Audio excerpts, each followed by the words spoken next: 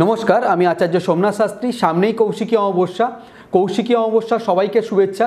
এই ভিডিওটায় আমরা যেটা আলোচনা করব কৌশিকী অমাবস্যার বিশেষ মাহাত্ম্য, কৌশিকী অমাবস্যা কখন শুরু হচ্ছে, কখন শেষ হচ্ছে, এবং সবথেকে ইম্পর্টেন্ট যেটা সেটা হচ্ছে কৌশিকী অমাবস্যার স্নান করা শুভ মুহূর্ত। কারণ যে অমাবস্যার যে সমস্ত অশুভ প্রভাব, যদি এই শুভ মুহূর্তে আপনি স্নান করেন তাহলে কিন্তু এই অশুভ প্রভাব আপনাকে সেই অর্থে অতটা সমস্যাবহুল তৈরি করতে পারবে না। তো সেই জায়গা থেকে আমরা আলোচনা করব এবং পুরো বিস্তারিতভাবে আলোচনা করব। পুরো ভিডিওটা আপনারা আমার সাথে থাকুন এবং ভিডিওটি ভালো লাগলে অবশ্যই লাইক এবং শেয়ার করে নেবেন। ফার্স্টে আমরা আলোচনা করব কৌশিকী অমাবস্যা কেন এত ইম্পর্টেন্ট, কেন লক্ষ লক্ষ মানুষ তারাপীঠে তাদের জনসমাগম করেন এই কৌশিকী অমাবস্যার মধ্যে। কৌশিকী অমাবস্যা অত্যন্ত পবিত্র একটা তিথি এবং এই তিথিতে মা তারার আবির্ভাব হয়েছিল।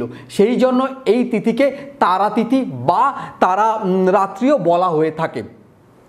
পুরাণ অনুযায়ী শুম্ভ এবং নিশুম্ভ দুজন রাক্ষস ছিল এবং তারা ব্রহ্মার বলে বলীয়ান হয়ে তারা স্বর্গ, মর্ত্য এবং পাতাল তিন লোকে খুবই অত্যাচার শুরু করেন, প্রচণ্ড অত্যাচার শুরু করেন।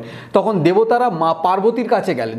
মা পার্বতীর তো তার যে ভ্রুদয়, মানে যে চোখের যে ভ্রুদয় আছে, সেই ভ্রুদয় দিয়ে তার কৌশিকী মায়ের উৎপত্তি করেন এবং সেই কৌশিকী মা এই রাক্ষস ভাই মানে শুম্ভ এবং নিশুম্ভকে হত্যা করেন বা বধ করেন।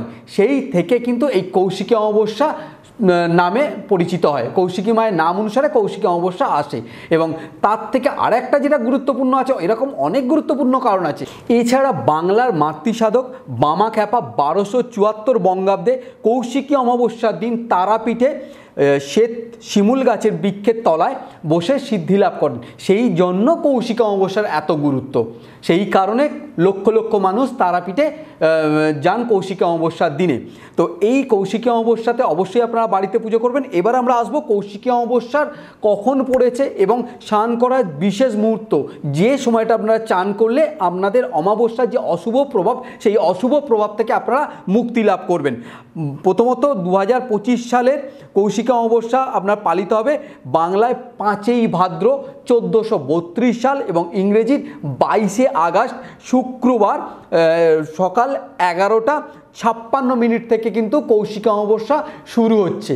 এই কৌশিকী অমাবস্যা চলবে তার পরের দিন শনিবার, অর্থাৎ আপনার 23শে আগস্ট সকাল 11:24 পর্যন্ত কৌশিকী অমাবস্যা চলবে বা কৌশিকী অমাবস্যা 11:24 গিয়ে শেষ হবে।